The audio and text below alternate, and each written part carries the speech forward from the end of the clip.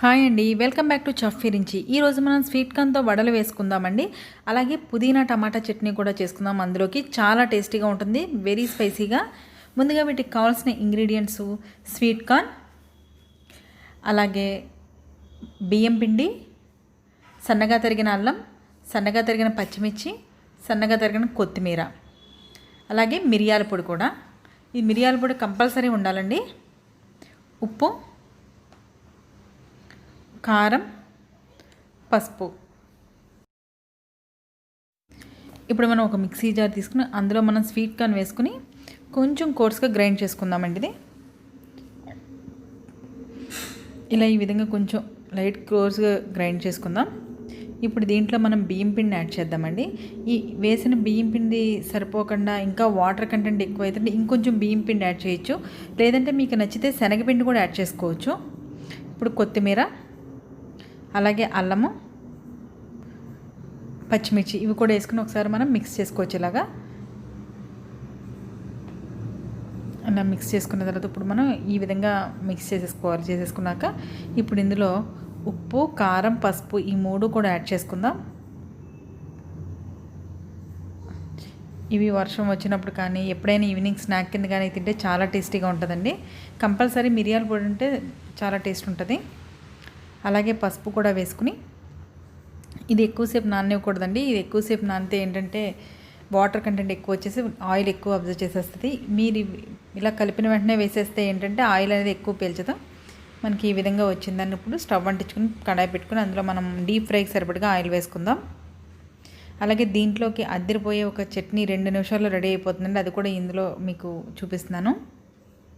మనకి ఈ విధంగా వడలు వేసుకుంటాం కదా, అలా వేసేసుకోవచ్చు.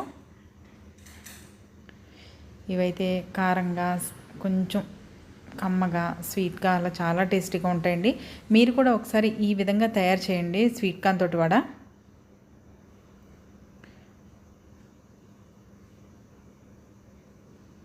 ఈ విధంగా 1 బై 1 మనం వేసేసుకుని ఇవి వేగడానికి ఒక 3 నుంచి 4 నిమిషాలు టైం పడుతుందండి. వేసిన వెంటనే ఇవి డిస్టర్బ్ చేయకూడదు. వేసిన వెంటనే ఇవి డిస్టర్బ్ చేస్తే ఏంటంటే వడ అనేది విరిగిపోతుంది.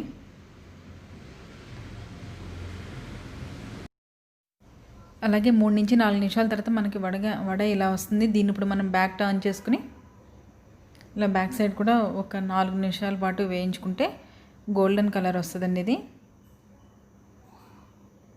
ఇది ఆయిల్ అయితే అస్సలు లాగదండి మీరు ఈ విధంగా కనుక వేస్తే. అలాగే ఇంట్లో పిల్లలకి, పెద్దలకి అందరికీ కూడా బాగా నచ్చుతుంది.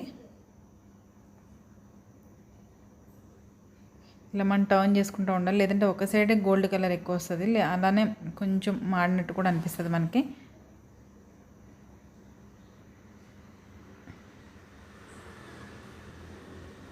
చూసారా ఇలా గోల్డ్ కలర్ లైట్గా వస్తుందో. ఇది సాస్తో కూడా తినొచ్చు, కానీ పుదీనా టమాటా చట్నీతో తింటే మాత్రం అస్సలు వదిలిపెట్టండి, చాలా టేస్టీగా ఉంటుంది. అంతే, ఇలా మనకి గోల్డెన్ కలర్ వచ్చే వరకు వేపుకుని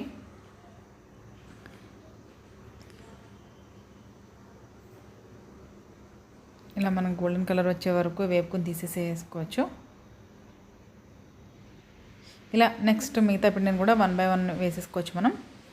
అలాగే మీకు ఇప్పుడు ఇందులోకి సూపర్ చట్నీ ఒకటి చూపిస్తానండి. ముందుగా మనం స్టవ్ అంటించుకుని కడాయి పెట్టుకుని 1 స్పూన్ ఆయిల్ వేసుకుని మిర్చి వేసుకుందాము. ఇలా మిర్చి యాడ్ చేసుకున్న తర్వాత పుదీనా కూడా యాడ్ చేసేసుకుందాం.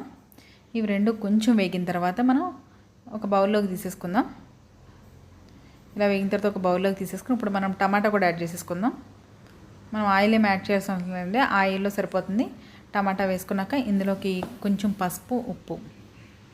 నేను ఇందాక చెప్పాను కదండి సాస్తో కూడా తినొచ్చాను, కానీ ఈ చట్నీతో తింటే మాత్రం చాలా టేస్టీగా ఉంటుంది. మరిన్ని డిఫరెంట్ అండ్ ఈజీ రెసిపీస్ కోసం మన ఛానల్ని సబ్స్క్రైబ్ చేసుకోండి. అలాగే ఈవినింగ్ స్నాక్స్ కూడా చాలా బాగుంటుందండి ఇది.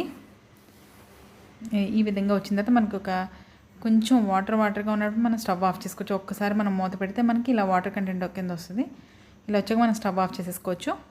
ఇప్పుడు మనం ఒక మిక్సీ జార్ తీసుకుని ముందుగా వేసిన ఒక్కసారి గ్రైండ్ చేసుకుందాం. ఎంత మంచి స్మెల్ వస్తుందో పుదీనా, పచ్చిమిర్చి, టమాటా చట్నీ. అలాగే ఇప్పుడు ఇందులోకి టమాటా కూడా యాడ్ చేసేసుకుని